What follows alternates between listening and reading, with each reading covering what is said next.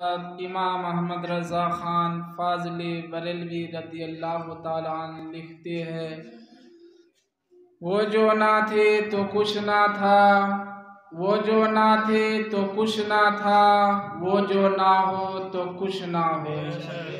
جان ہے وہ جہاں کی، جان ہے تو جہاں ہے۔ عزیزان ملت اسلامیہ،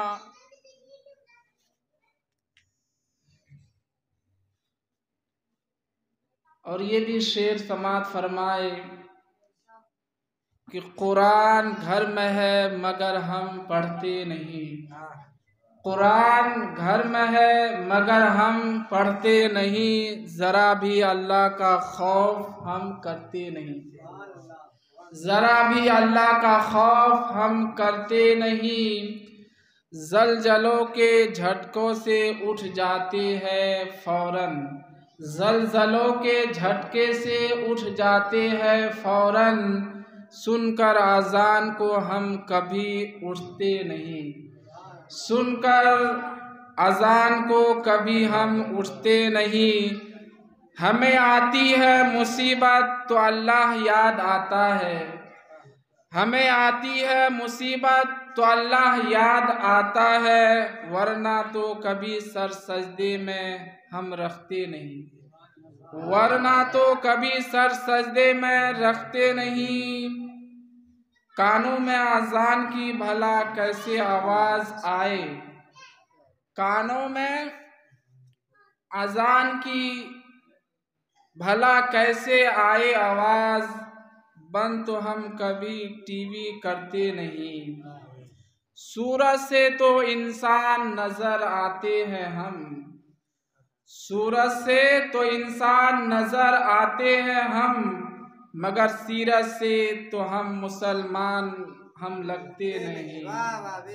عزیزان ملت اسلامیہ، مجھ سے قبل آپ نے بہترین نعت پاک سماعت کیے، یہ پہلی تقریر ہونے جا رہی ہے، اور میرے بعد بھی ایک اور اچھی تقریر حضرت علامہ و مولانا شمیم اختر صاحب سے سماعت کرنی ہے۔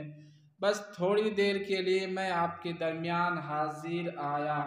سیدنا صدیق اکبر رضی اللہ تعالیٰ عنہ وہ فرماتے ہیں کہ جو شخص محفل میلاد میں 1 درہم 1 روپیہ خرچہ کرے، وہ قیامت کے دن میرے ساتھ ہوں گے۔ عزیزان ملت اسلامیہ، غور کیجئے کہ اس محفل پاک میں اگر آپ 1 روپیہ خرچہ کرتے ہیں تو قیامت کے دن وہ سیدنا صدیق اکبر کے ساتھ ہوں گے۔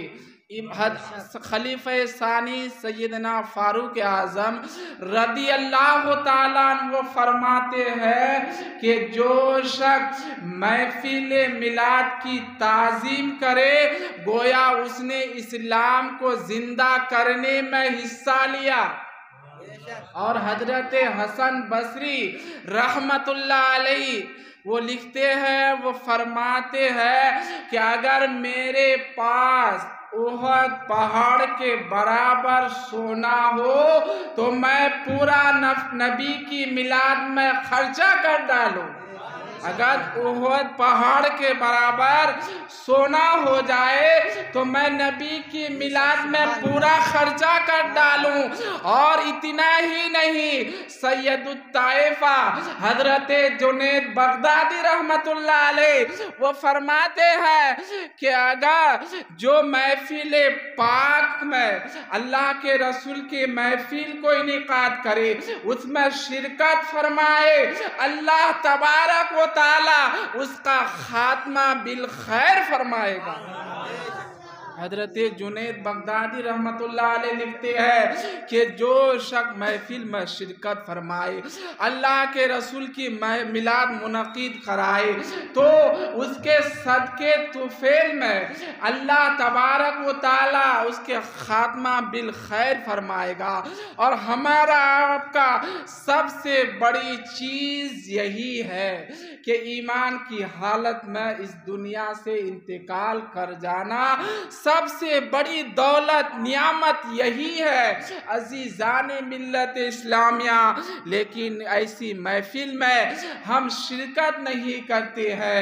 लोग अपने घरों में बैठे हुए हैं, कोई दुकान में है, कोई चौराहा पे है, लेकिन इस महफिल में हम शिरकत नहीं करते हैं। बस तमाम बच्चे ही बच्चे नजर आ रहे हैं। तो आप लोगों से मेरी गुजारिश है कि इस महफिल पाक में जो जहां भी है, घर में है, चौराहे पे है, उनसे मेरी गुजारिश है कि आप थोड़ी देर के लिए इस महफिल में शिरकत फरमा ले, हिस्सा ले ले और सवाब दारैन हासिल करे।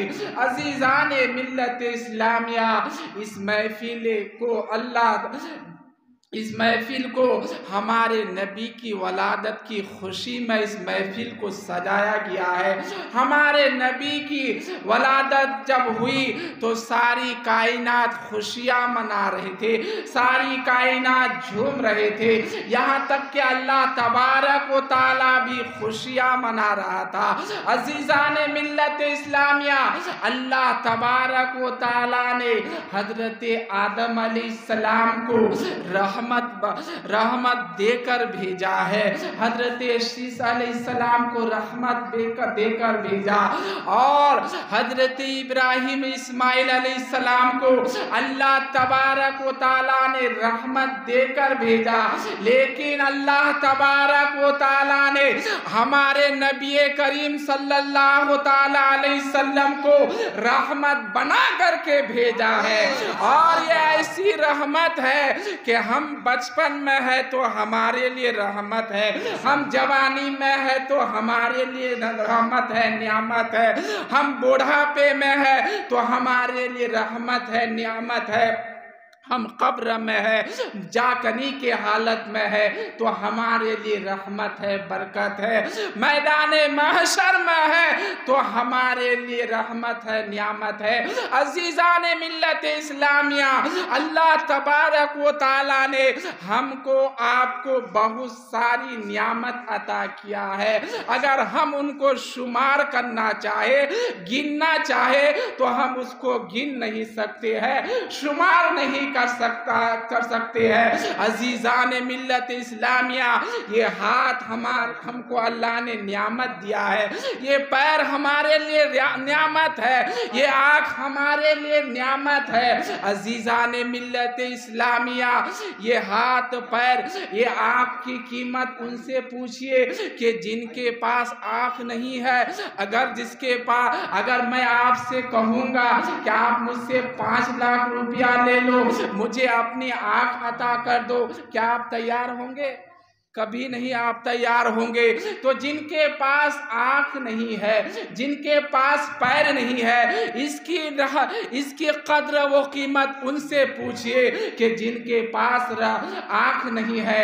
और दूसरी बात ये कि ये हाथ हमारे लिए उस वक्त तक नियामत रहमत है जब तक इस हाथ से हम वो काम करेंगे जिस काम को अल्लाह उसके रसूल ने करने का हुक्म दिया है। ये पैर हमारे लिए उस वक्त तक नियामत रहमत है जब तक हम पैर से वो काम करेंगे जिस काम को अल्लाह उसके रसूल ने करने का हुक्म दिया। आँख से हम वो चीज़ देखेंगे, उस चीज़ को पढ़ेंगे जिस चीज़ को अल्लाह उसके रसूल ने करने का हुक्म दिया है। और अगर जिस चीज को अल्लाह ने करने का हुक्म नहीं दिया, मना किया, इस पैर से अगर हम किसी गलत रास्ते पे जाएंगे तो ये हमारे लिए जहमत है। हाथ से जिस काम को अल्लाह ने करने से मना किया है, बिला वजह किसी को मारेंगे पीटेंगे तो हमारे लिए ये रहमत नहीं बल्कि जहमत है।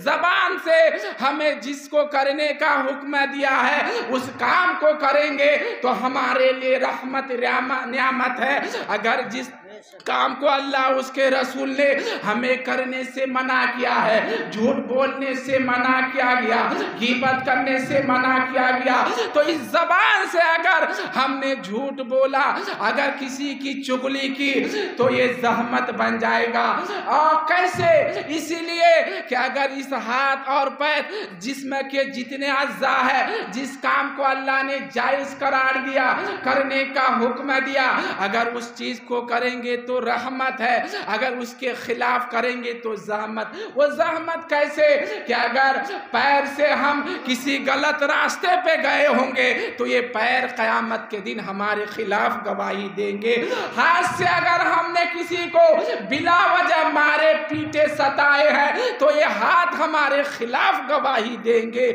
زبان سے ہم نے اگر کسی کی غیبت کی، چغلی کی، تو یہ زبان ہمارے خلاف گواہی دیں گے۔ آنکھوں سے اگر ہم نے کسی غلط چیز کو دیکھا جسے کرنے کے لیے اللہ اس کے رسول نے ناجائز و حرام کیا، تو آنکھ ہمارے خلاف گواہی دیں گے، تو ہمارے لیے زحمت بن جاتا ہے۔ عزیزان ملت اسلامیہ، تو اللہ تبارک و تعالیٰ نے اپنے محبوب کو ایسی نعمت اور رحمت بنا کر بھیجا ہے کہ وہ ہمارے لیے جوانی، بچپن، مرتے وقت، جاکنی کے وقت، قبر میں، حشر میں، ہر جا کے لیے، ہر وقت کے لیے اللہ نے رحمت بنا کر بھیجا ہے۔ اور عزیزان ملت اسلامیہ، اللہ تبارک و تعالیٰ نے اپنے محبوب کو جب پیدا کیا تو پیدا ہوتے ہی ہم گنہگار کو یاد کیے ہیں، رب ہب لی امتی، رب ہب لی امتی، پروردگار میری امت کو میرے حوالے کر دے۔ اور پوری زندگی ہمارے نبی صلاۃ و سلام علیک یا حبیبی یا رسول اللہ صلی اللہ